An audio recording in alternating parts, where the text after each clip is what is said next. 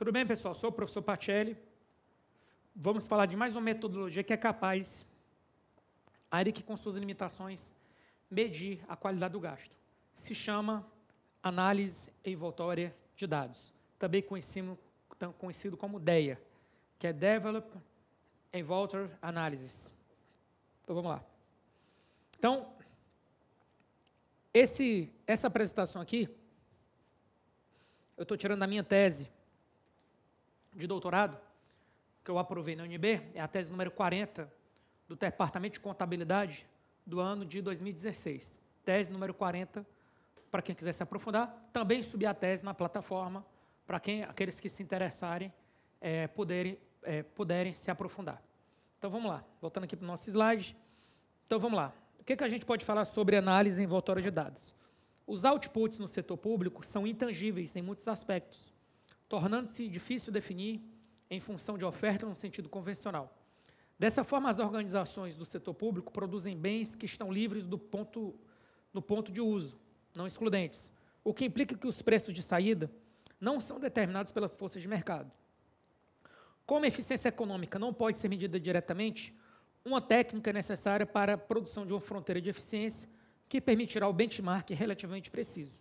Então, você vai ver que essa técnica, que é a DEA, ela tem uma diferença. Você não vai comparar, como no custo de oportunidade, quanto isso custaria no setor privado. Não. Você compara uma unidade do setor público com outras unidades do setor público com características similares. Você vai comparar o mesmo objeto com os outros objetos. Para quê? Para identificar o benchmarking. A partir do momento que você identifica o benchmarking, você verifica o que esse cara tem de diferente, aprofunda a análise, não quant mais, análise qualitativa, verifica o que é que ele tem de diferente para ele ser o benchmarking, e a partir daí você prolifera aquelas boas práticas para os demais. Ou seja, tem muito a ver, essa técnica tem muito a ver com o que foi feito na correlação linear quanto ao desencadeamento. Na correlação linear, a gente identificou, por meio das passagens mais baratas, quem eram os melhores compradores. E foi feita uma análise qualitativa para saber quais são as características daquelas organizações que compravam melhor. Aqui a lógica é a mesma. Eu gero um benchmarking, a partir desse benchmarking eu gero scores de eficiência dos demais em relação a esse benchmarking, e aí eu comparo o quê? Aquele benchmarking eu tenho que aprofundar por que ele é benchmarking, para verificar se não foi sorte, ou um erro digitado, um dado errado, porque você está trabalhando com dados quant, então pode inclusive ter um erro de lançamento. Então, para evitar esse tipo de situação, você disser que um cara é bom sem ele ser, após a análise quantitativa, você tem que fazer a análise qualitativa daquele objeto, daquele estado, daquela prefeitura, daquela organização, para saber o que é que ela tem de diferente em relação às demais unidades que fizessem com que ela fosse o benchmark. Continuando.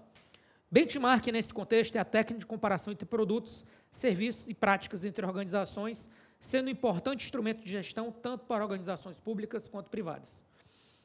O marco inicial para a discussão de fronteiras e medidas de eficiência é o trabalho de Farrell, 1957, posteriormente generalizado por Charles, Cooper e Rhodes, em 1978, que estenderam o modelo para múltiplos recursos e resultados na obtenção de um indicador que é a tendência ao conceito de eficiência de Koopmans. A partir de então, a técnica de construção de fronteiras de eficiência tem sido bastante difundida. Data Envelopment Analysis, DEA. Em DEA, o objeto sob estudo é denominado DMU, Decision Making Unit. Essas DMU são avaliadas segundo a relação input-output. A figura a seguir ilustra a relação básica entre inputs e outputs. Então, você aqui tem os inputs e você tem os outputs. Isso aqui é o que a gente chama de fronteira de eficiência. Esse cara aqui. Parâmetros para se avaliar uma DEA. Multiplicidade de inputs e outputs, elemento a ser examinado, certo? Tipo de input quanto às características financeiras, tipo de input quanto aos controles, discricionários e não discricionários, ponderação na relação. Você pode ou não ter pesos, certo? E aí você tem 4 tipos de possibilidades, fronteiras.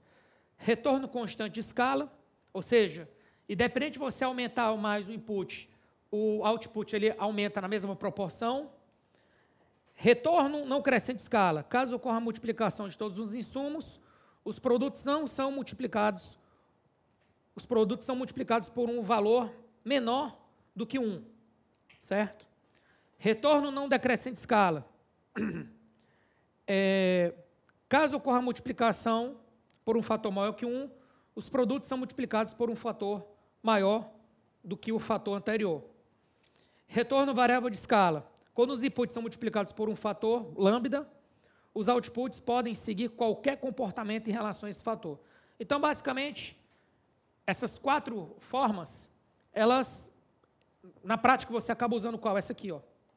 Retorno constante escala, que é a padrão, certo? Mas você pode brincar com outras formas. O importante é que você tem que ter um software para poder rodar isso aí. Eu forneço no curso um software que eu adquiri no livro, que é de graça, né? Que é o Solver. Então, a partir do Solver, você consegue rodar isso daí, tá bom? Continuando.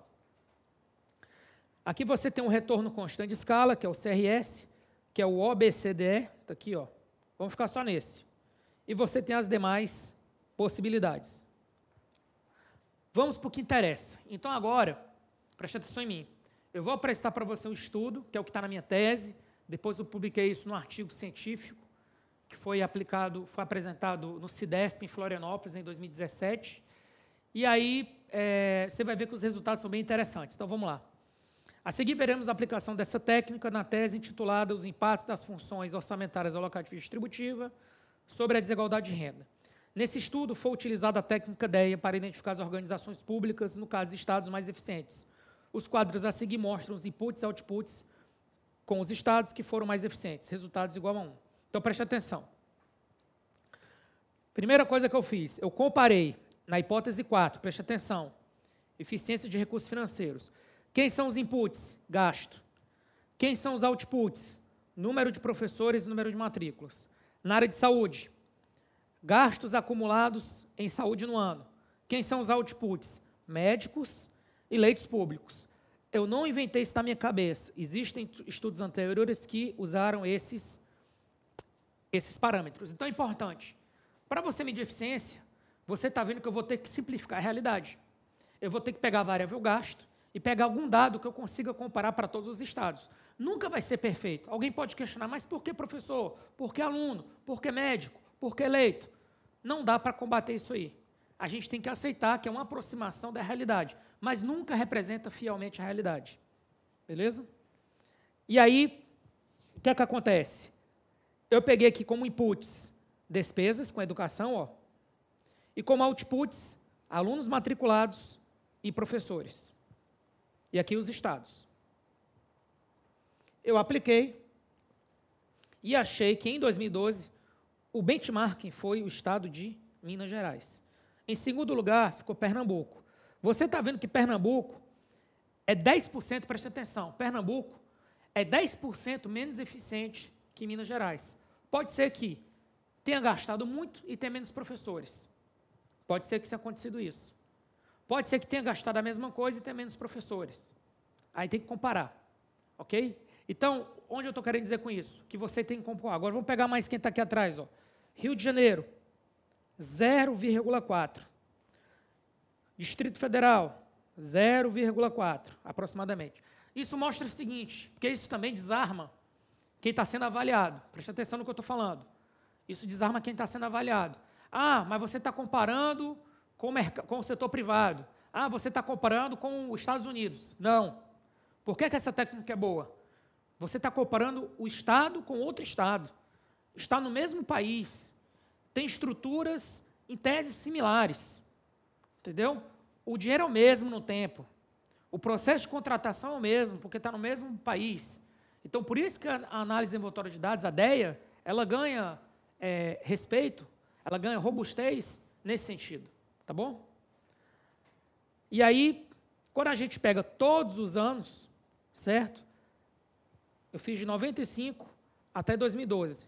Então, você está vendo que Minas Gerais ficou muito tempo aqui na frente. O Pará ficou um ano aqui na frente, nesse aqui também. Pernambuco ficou algumas vezes na frente, ó. Piauí ficou uma vez na frente aqui. E é isso aí. Tá bom, pessoal? Vamos fazer agora de saúde. Saúde. Eu peguei os estados, peguei o input, que é quanto eu gastei em saúde, peguei os médicos e peguei os leitos públicos disponíveis. E aí, o que é que eu verifiquei? Eu verifiquei que tem vários estados benchmark. Rio de Janeiro, Pernambuco, certo? E aqui, eu acho que é Goiás, certo? Está aqui. Aí, continuando. Vamos ver se deu certo. Aqui, no caso, foi Maranhão, Piauí, Rio de Janeiro. Aí você vai, pô, mas o Maranhão, será que o Maranhão está bom? Será que o Piauí está bom? Depende. Pode estar bom porque aplicou pouco para os leitos que tem. Não quer dizer que está bom no sentido assim, olha, ele está com os leitos suficientes. Não, para o que ele gastou, ele está com leitos bem acima da média do resto do Brasil. Não quer dizer que ele está no ponto ideal. A gente tem que ter esse discernimento na hora que a gente analisa esses dados. Tá bom? Vamos pegar esses dados e vamos aí cegamente começar a tomar decisão. Analise. Pode ser que ele tenha gastado um volume pouco, ele foi eficiente, mas é porque ele gasta pouco e tem um resultado também proporcional ao que ele tem. Então, em termos de eficiência, ele foi bem. Mas ele, às vezes, pode estar com a demanda aquém do necessário. Até porque eu não considero aqui nas variáveis o quê? A população atendida. Eu coloquei gasto, médicos e leitos disponíveis.